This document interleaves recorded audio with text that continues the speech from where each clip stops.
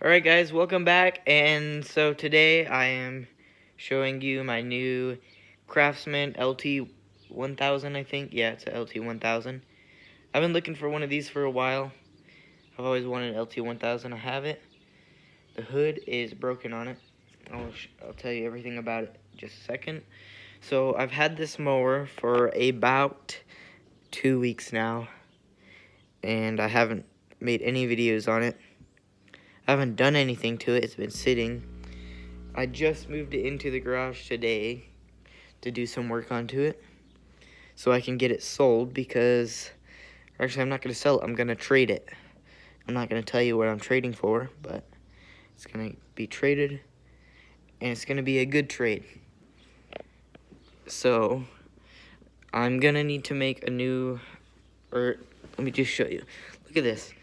Look at what the last dude who owned this did. I don't know who did that, but a piece of aluminum, angle aluminum, not gonna work. So what I have is, if I can find it, right here, I'm gonna put that on there. I've already drilled out some holes for it to fit, so that way I can bolt it on. So it's it's gonna be a lot better than that. It'll just go right onto there. So there'll be that one, or hold there, and then this will go on the back side, so it'll line up more, and then so it should look like that, and then it'll work way better than that piece, and it'll make it to where the tire doesn't rub like it does now. So, and also I threw this tire on here because it held air, but this tire's way too big, because look at this. Hold up. That's gonna rub right there, so I can't use that. I need a different one. And then so this is what's wrong with the hood. That whole bottom piece is broke off, so I'm gonna have to find something and weld it onto that hood so it'll go onto there. And this is the motor that's in it. It's a 16.5 Kohler. I did put a new fuel filter on it. Well, not new, but we were in a new hose because the old one was dry rotted, and the fuel filter was actually broke in half. And then so I might need to buy a new carburetor. We'll see. But I'll show you what it sounds like, because, well, it's been sitting for about 4 years. So that tire on that side does not hold air. It's got a battery amperage gauge on there, but I cannot see that at all. So, and then I'm gonna repaint all this. I want to do something with the seat, but I don't know yet. So I'll repaint that all black, and then get it sold, or not sold, but traded, and it'll be pretty nice. So it only runs on choke, so I'm definitely probably gonna have to either clean the carburetor or buy a new one. So it's on choke now. Let's hear it start.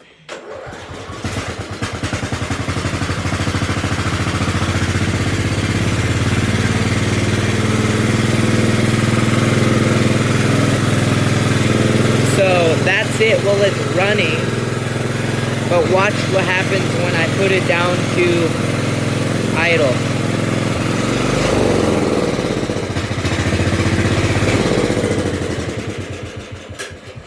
It dies, which means there's something clogging up the carburetor if it only runs on choke. So I'm gonna pull this carburetor off real quick. Oh, it stinks now. I gotta find my, oh, here it is. I can change this out for 10 millimeter. Hold up.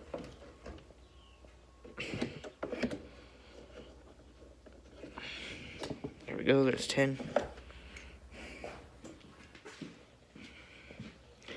So, I'm gonna pull this carburetor off real quick.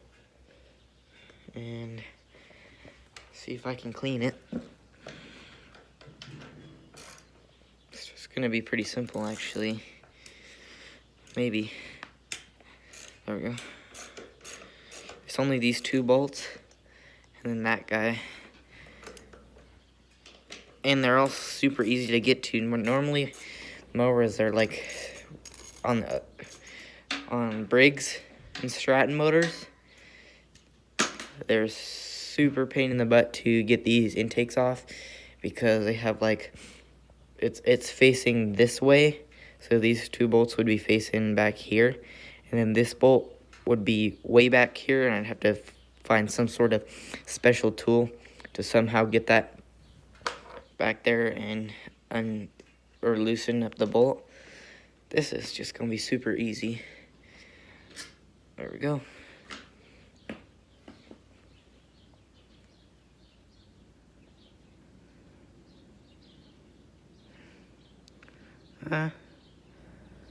Doesn't look too bad in there, but I'm gonna go blow it out and see what happens. Looks like I've got to take some. Oh, smoking. It's normal, right? So that looks like I gotta take that. Looks like an 8 mil, and then undo the linkage, then go clean it. So I'm gonna get this carburetor off, and I'll come back with you in a minute. Okay, so I'm up here in the shop.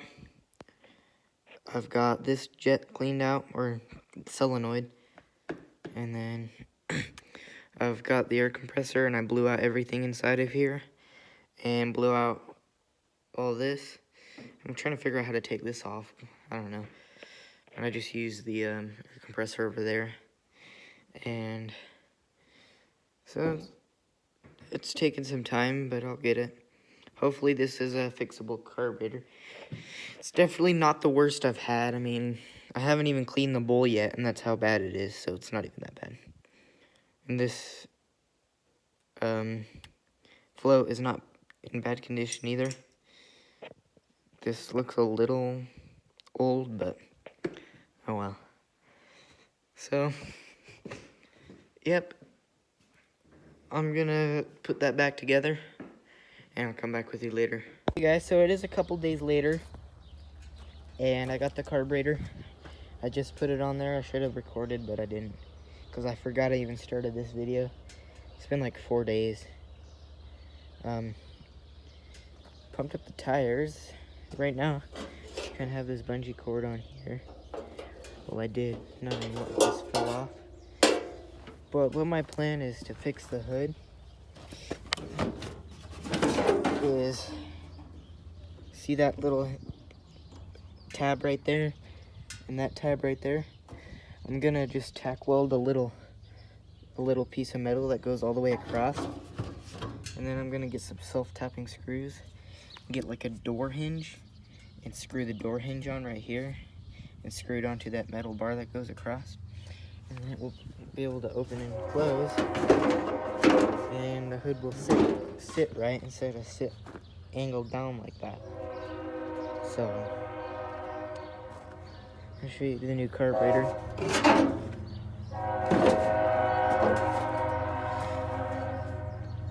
So the old one did not have this wiring because it was all ripped out, and so I kind of had to rewire it myself. So I got this crimp in right here, and then I just bolted it down right there for a ground. And so now when you turn the key, the solenoid turns on,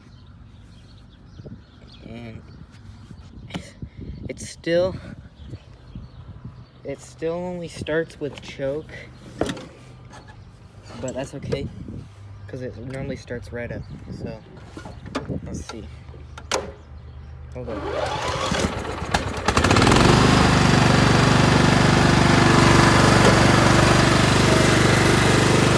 Take it off choke. As soon as it starts, take it off choke, and it'll run like this.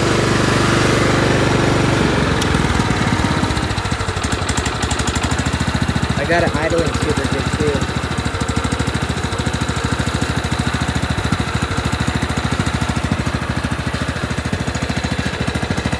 Alright, so when I first got this carburetor, it was surging a lot. So what I did was I got this, there's this little screw right here. And you just turn that until it stops surging. And now it runs good. So